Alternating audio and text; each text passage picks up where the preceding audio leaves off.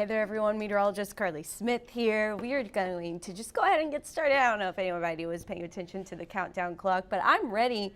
And so the volume is working and we are going to just dive right into the forecast. So overall, it is a gorgeous day here in the coastal bend. Check this out. Look at that water.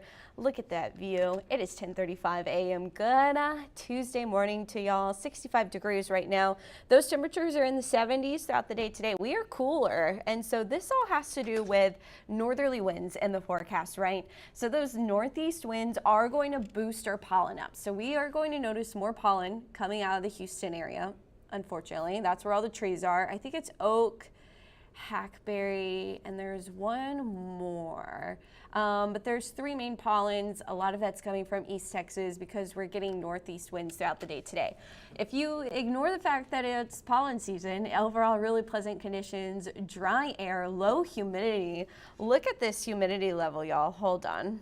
Let's check this out. Check it out. Are you ready?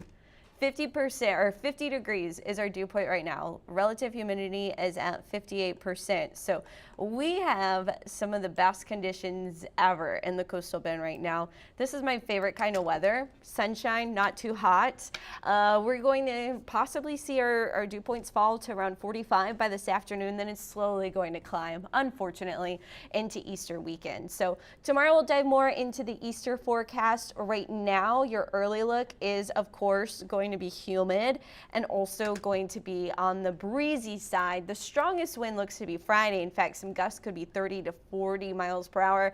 That again is on Friday, Good Friday. So yeah, that's what we're looking at. Overall, not looking at a really rainy forecast. There's not a 0% chance of rain, but it's about 10% or less on Easter Sunday. I have an Easter graphic. Hold on. Somewhere. We'll just... Here it is. So yeah, Easter weekend, we are looking at more cloud coverage Saturday and Sunday. A little wind and temperatures are warming, unfortunately, with that higher humidity.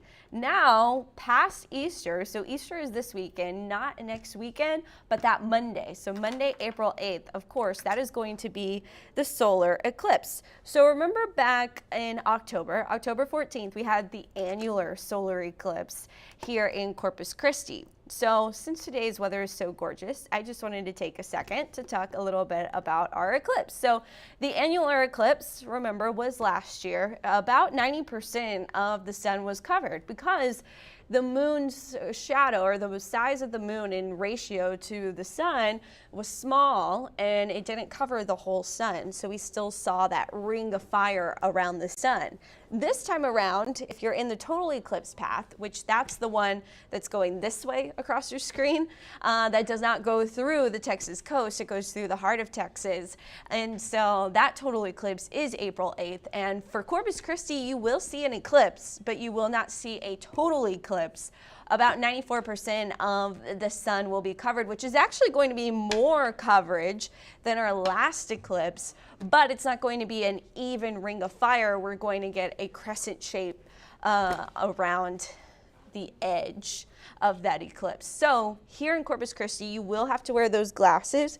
Meteorologist Faith Colbert did a great story talking to, I believe, an eye doctor yesterday, or at least a healthcare professional, about the impacts and the dangers of looking at the solar eclipse without glasses. Now, if you do drive north, be cautious. There is a risk of heavy traffic, but essentially, once that solar eclipse is in totality, you can look at the eclipse without your glasses and it will go dark, which is a pretty spectacular event, which is why so many people want to travel. So again, for us here in Corpus Christi, we hit our maximum eclipse, which is about 94% covered, at 1:33 p.m. April 8th. So 60% of the time our skies are cloudy. And right now, this is just a generic Texas kind of forecast trend that I'm keeping an eye on. As of today, it does look like there's a good chance it will be cloudy across the eclipse path, which we don't want. Again, this is 2 weeks out, so it probably will change. Precip is looking like spotty showers, especially to the northeast of us. So it's kind of a scattered opportunity, but not a high chance at this point temperatures are trending hot and humid. So again, this can and will easily change, but for now, again, 2 weeks out, it's a little crazy to be going that far out. I'm not going to show you any exact model data, but wouldn't it be nice to have the weather we're dealing with today for the eclipse? We'll see, we'll see.